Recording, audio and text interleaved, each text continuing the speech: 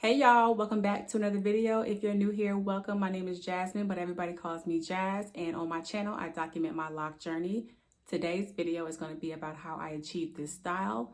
I first saw it on Kendra Kinshay's channel and decided to try to replicate it, and I think it came out pretty good. I wore it to work today and I'm not going to take it out for a couple of days, so it leaves me out of my hair. I won't be having my fingers in my hair, and I don't have to worry about doing anything with it. I can get it out my face, which is something that I love now. I hate my hair being in my face these days.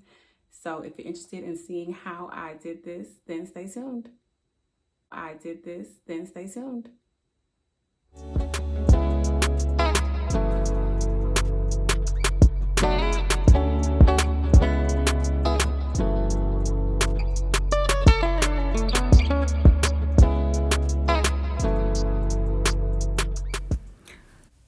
Hey y'all, so I'm just gonna start this style off by detangling my hair with a wooden comb. I'm basically just massaging my scalp because I rarely do that, and it felt really good. So after that, I'm just gonna spray a little water on my hair and get started.